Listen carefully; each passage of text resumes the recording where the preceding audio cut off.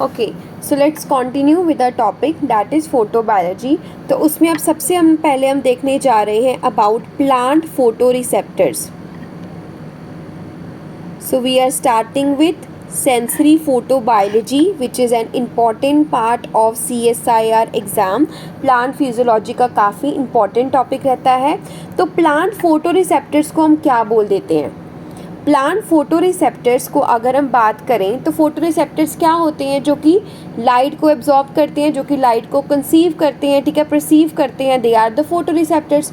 तो receptor molecules जो detect करते हैं सनलाइट को, उन्हें हम क्या बोल देते हैं? फोटो रिसेप्टर्स बोल देते हैं।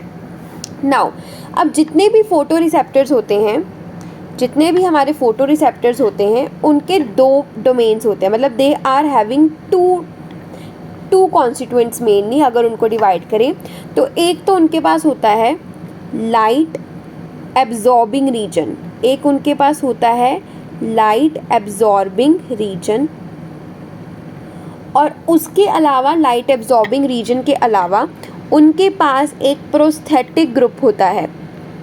अब आपको पता होगा प्रोस्थेटिक ग्रुप हमारा नॉन प्रोटीनेशियस पार्ट होता है, जो कि मिलके एक होलो एंजाइम जैसा स्ट्रक्चर बना देता है, ठीक है। अब इस प्रोस्थेटिक ग्रुप को हम क्या बोलते हैं? This prosthetic group is known as chromophore. इसको हम बोलते हैं क्रोमोफोर, ठीक है। सो फोटो रिसेप्टर जो है उसको हम exactly just a minute little,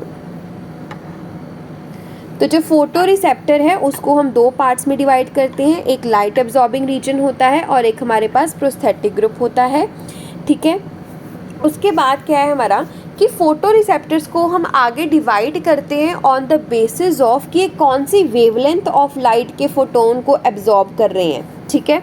तो इसलिए हम इनको फर्दर कैटेगराइज करते हैं कि हमारे पास जो फोटो रिसेप्टर्स होते हैं, photo receptors they are of two types. They are red or far red photoreceptors, far red photoreceptors, और एक हमारे पास होते हैं blue light photoreceptors, blue light photoreceptors. अब नाम से हम क्या पता कर पा रहे हैं कि जो रेड और फार रेड फोटोरिसेप्टर्स होंगे वो रेड और फार रेड लाइट को एब्जॉर्ब करेंगे, और जो ब्लू लाइट फोटोरिसेप्टर्स होंगे वो ब्लू लाइट को एब्जॉर्ब करेंगे, राइट। तो जो फार रेड और रेड फोटोरिसेप्टर्स होते हैं ना, this far red and red photoreceptors जो होते हैं, इनको हम नाम देते हैं as phytochrome. They are termed as phytochrome. तो अगर कोई आपको बोल रहा है term phytochrome, what is the term phytochrome mean? It means it is a kind of an receptor जो कि रेड और फार रेड के रीजन में रिसेप्टर की तरह एक्ट करती हैं फॉर द लाइट, ठीक है। सो दे आर योर फाइटोक्रोम्स, ओके। अब नेक्स्ट हमारे पास है कि इस फाइटोक्रोम के भी आगे हम पार्ट्स करेंगे। We have phytochrome A, we have phytochrome B, C, D and E, ठीक है। ऐसे ही जो हमारी नेक्स्ट कैटेगरी है that is a blue light receptors. Blue light receptors की हमारे पास आगे तीन कैटेगरीज होती हैं। They are termed as cryptochrome, this is cryptochrome. Then the other one is phototropin, phototropin, और जो थर्ड पार्ट है that is zeitlupe family. So blue light photoreceptors are divided into three parts. This is एक इनके पास है cryptochrome, then the other part is phototropin and the other part is Z-Lupe family. अब इस video में हमने इन्हीं सभी को एक एक चीज़ करके ब्रीफ में पढ़ना है, ठीक है, ओके। अब उसके बाद एक टर्म आती है हमारे पास, डू यू नो द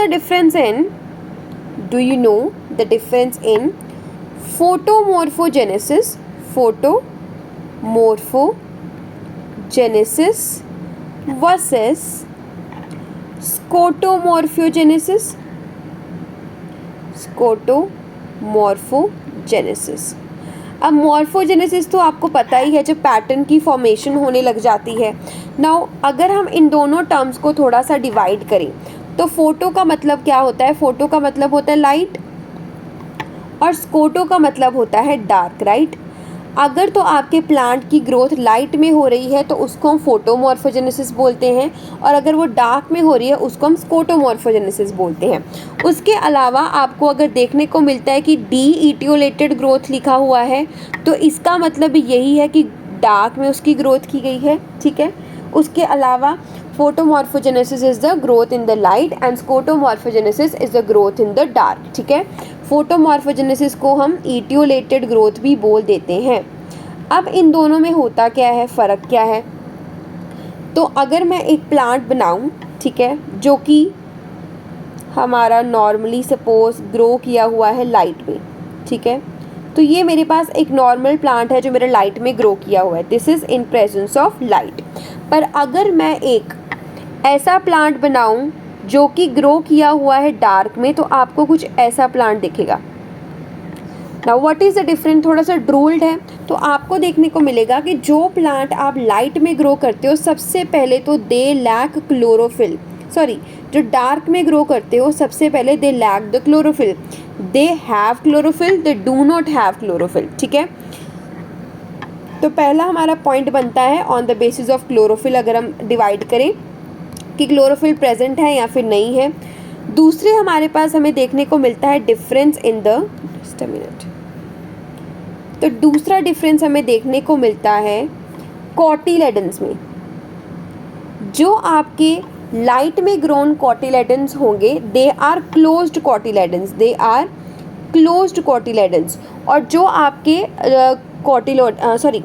जो कॉटिलेडन्स लाइट में होंगे grown they will be your open cotyledons, ठीक है। अब ये हमारे कौन से कॉटिलेडन्स हैं, ये हमारे हो गई, सॉरी लिटिल कंफ्यूजन गाइस, जो कॉटिलेडन्स हमारे लाइट में ग्रो हुए हैं they are your open cotyledons and they have closed cotyledons, ठीक है, इनके पास क्लोज्ड कॉटिलेडन्स होते हैं।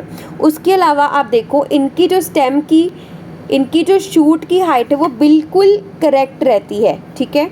थर्ड पॉइंट हम इनके हाइपोकोटाइल या फिर स्टेम के बारे में देखते हैं कि जो नॉर्मल लाइट ग्रोइंग प्लांट्स हैं उनके पास नॉर्मल ग्रोथ ऑफ स्टेम होती है, लेकिन जो डार्क वाले होते हैं उनके पास जो इनका स्टेम है वो एक्सट्रीमली लॉन्ग हुआ होता है, मतलब they have longer hypocotyl as compare to the other one. तो अगर मैं इनकी बात करूँ they have longer hypocotyl, they have longer hypocotyl, ठीक है।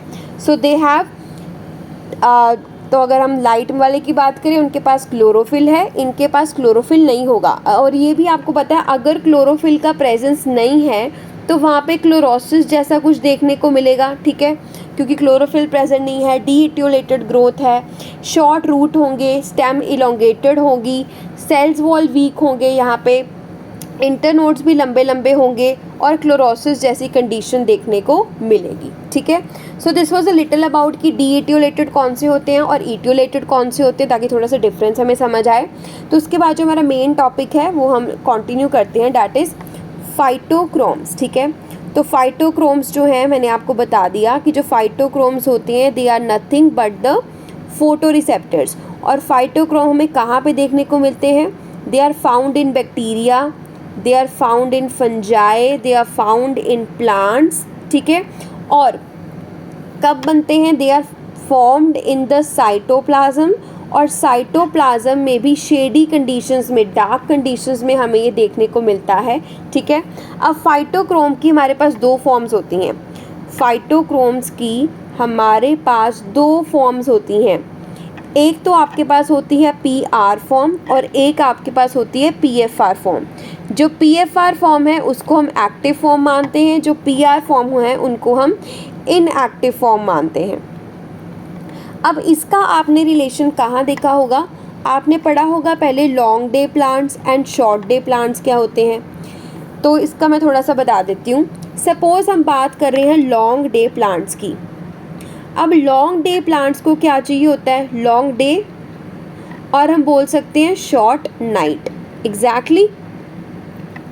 तो हमारे पास क्या होता है कि जो PR फॉर्म होती है ना और जो PFR फॉर्म होती है ये इंटर कन्वर्टेबल फॉर्म्स होती हैं, they are inter convertible forms. और इन दोनों फॉर्म्स में एक हमारे पास सिस है, दिस जो आपकी पी आर फॉर्म होती है ये आपके पास सिस फॉर्म होती है और ये वाली फॉर्म आपके पास ट्रांस फॉर्म होती है।